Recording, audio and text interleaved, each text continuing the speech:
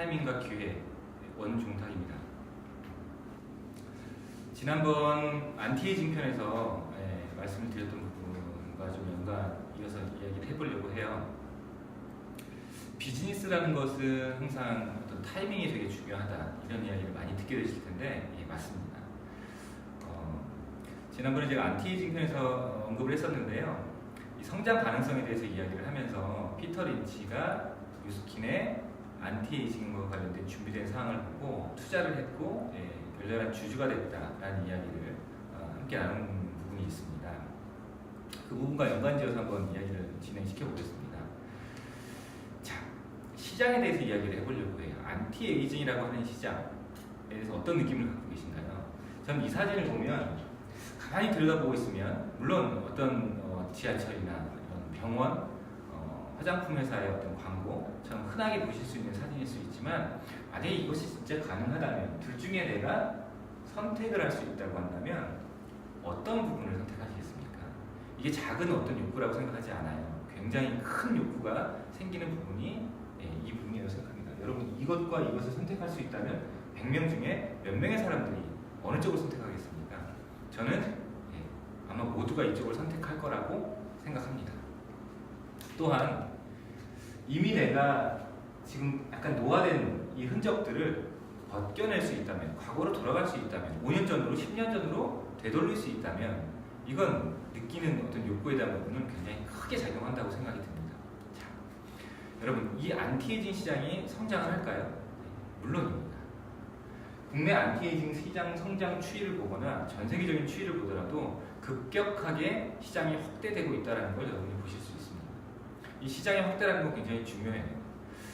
다른 예를 하나 들어볼 건데 여러분 라면 시장에 대한 이야기를 들어보려고 합니다. 우리나라의 라면 시장은 어느 정도 시장 규모가 형성이 되어 있을까요?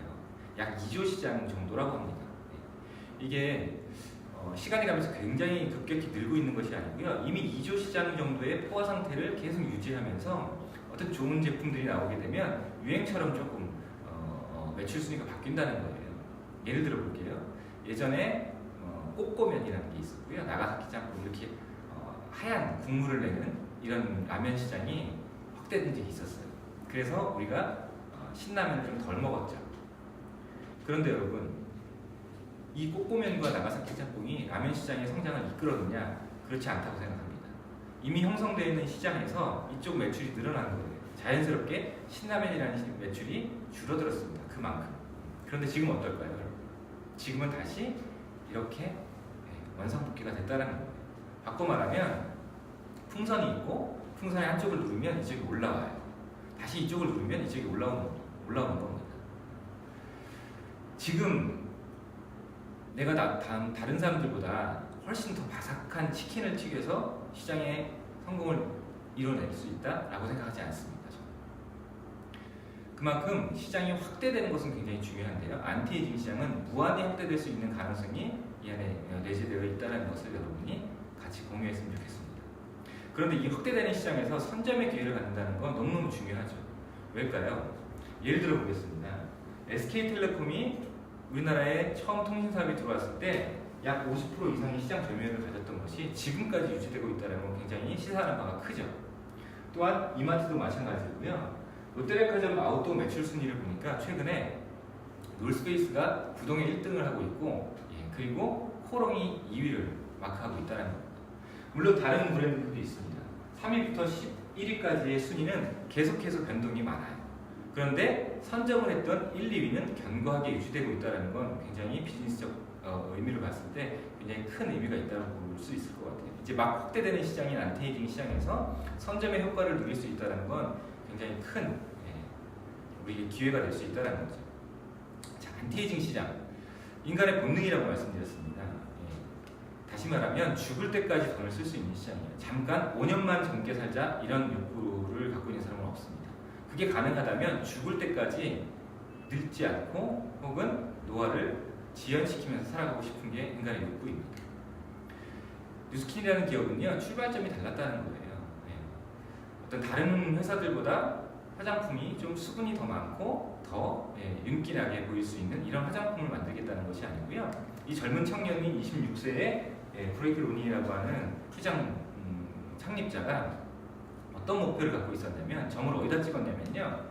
이 부분이에요. The Secret of Youth라고 하는 젊음의 비밀을 밝히겠다는 그곳에 점을 찍고 지금 34년간 뉴스킨이 성장을 해왔기 때문에 그곳을 향해서 올 수 있었다는 거고요. 지금 그래서 안티에이징 시장이라고 하는 굉장히 크게 확대되는 시장에서 선두 기업이 될 수 있는 자신감을 갖게 된 겁니다. 그 자신감의 근거는 에이지락이라고 하는 특별한 기술력입니다. 다른 강의를 통해서 에이지락 편이 따로 준비되어 있습니다. 좀 자세히 듣게 되시겠는데요. 에이지락이라고 하는 건 쉽게 말해서 나이를 잠근다라는 의미를 담고 있는 특별한 테크놀로지입니다. 그래서 경쟁사들에게 자신 있게 이야기할 수 있는 거죠. 게임은 끝났다 라고 이야기할 수 있는 겁니다. 자, 이런 에이지락 기술이 접목된 제품들이 2009년도부터 이렇게 계속해서 출시가 되었습니다. 트랜스포메이션, 갈바닉에 그리고 이 세포를 관장하는 파마레스 제품들에도 적용이 되기 시작했고요. 최근에 나온 제품들, 가장 최근에 출시된 제품들은 에이지락 루미스파라고 하는 제품이 있습니다. 이런 이야기는 제품 가이드를 통해서 조금 더 여러분께 소개해드리도록 하겠습니다. 자, 시장성에 대해서 제가 재밌는 비유를 하나 드리려고 하는데 이건 제가 같이 살고 있는 제 아내의 배예요. 47살에 아이를 둘 낳은 엄마의 날씬한 엄마의 배 모습입니다. 이 모습 어때 보이세요? 날씬하지만 뭔가 좀 스스로는 불만이 있을 수 있는 울퉁불퉁하거나 약간 탄력을 잃은 배. 그런데 이것을 되돌릴 수 있는 방법이 없다라는 겁니다. 뉴스킨에서 출시된 저희 바디갈바닉을 통해서 불과 일주일 정도, 약 하루에 10분, 15분 정도 투자해서 목욕할 때 사용을 했더니 이런 모습이 됐다는 거예요. 굉장히 매끈해졌죠. 이것이 어떻게 사람들에게 큰 욕구를 줄 수 있는가 저는 생각을 해봤어요. 그런데 여자들의 욕구란 굉장히 크다라는 걸 느꼈고요. 몸 구석구석에 있는 셀룰라이트를 찾아내서 제거하고 싶은 게 여자들의 욕구라는 걸 알게 됐어요. 얼마 전에 그 비만 클리닉을 운영하시는 의사 선생님께 한번 들은 이야기가 되게 기억에 남는데요. 병원에 문을 열고 들어오는 환자는 아니죠. 어떻게 보면 비만 클리닉을 찾는 그 분들이 10명이 들어온다면 그 중에 8에서 9명은 보기에 굉장히 날씬해 보이는 사람들이 들어온다는 거예요. 굉장히 내 몸이 많이 살이 쪄서 그래서 이걸 홀쭉하게 만들고 싶은 욕구가 아니고요. 과거보다 조금 3-4kg 쪄서 옛날로 돌아가고 싶은 이런 욕구를 가진 사람들이 병원을 찾는 게 대부분이라는 거예요. 이걸 시장이라고 합니다. 여러분 내 주변에 굉장히 나이 드신 분들, 노화가 많이 진행되신 분들을 되돌리겠다 이것이 아니고요. 지금 있는 상태를 유지하고 싶은 그 욕구를 갖고 있는 사람 혹은 3년, 4년, 5년 전으로 되돌리고 싶은 욕구를 가진 사람들 그 사람들이 뉴스킨이 바라보고 있는 굉장히 큰 시장이라고 여러분께 소개해드리고 싶어요. 자, 제가 지금까지 말씀드린 건 기회와 타이밍에 대한 이야기를 드리려고 지금까지 얘기를 드렸는데요. 안티에이징이라고 하는 항노화와 관련된 이 시장이 우리나라뿐이 아니라 전 세계적으로 굉장히 주목받는 그런 시장이 확대되는 시장인데 이 시장에서 저희가 선점의 기회를 갖는 것에 대해서 이렇게 말씀드리고 있습니다. 비유를 하나 들어보려고 합니다. 2005년에 교황청의 앞에 사진이에요. 교황님이 부임을 하실 때 2005년도에 그 유수의 그 통신사에서 찍은 사진이에요. 바로 앞에서 사진을 찍었는데 이런 모습이었습니다. 똑같은 사진을 2013년도에 새로운 교황님이 부임하실 때 그때 다시 찍은 사진을 보여드리려고 합니다. 이런 모습이었습니다.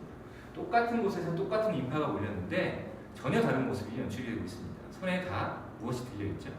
이 시기가 바로 2005년부터 13년까지가 스마트폰이라고 하는 부분이 굉장히 확대되는 시기였다는 겁니다.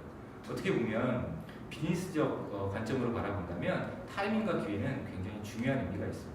이 기회는 이렇게 급격하게 확대되는 시장에서 빠르게 올 수 있고 이것을 내가 소비자로 누리는 것이 아니라 이것을 수익을 가질 수 있는 분배자로서의 내가 역할을 가지려면 그러려면 이 기회를 분명히 내가 보는 안목과 그리고 이 기회에 용기를 낼 수 있는 그런 우리가 마음 자세가 필요하지 않을까라는 생각이 듭니다. 자, 다른 것을 또 이용해서 이야기를 이어갈 텐데 지금까지 윌TV 비즈니스 가이드 타이밍과 기회 표현이었습니다. 원종탁이었습니다. 고맙습니다.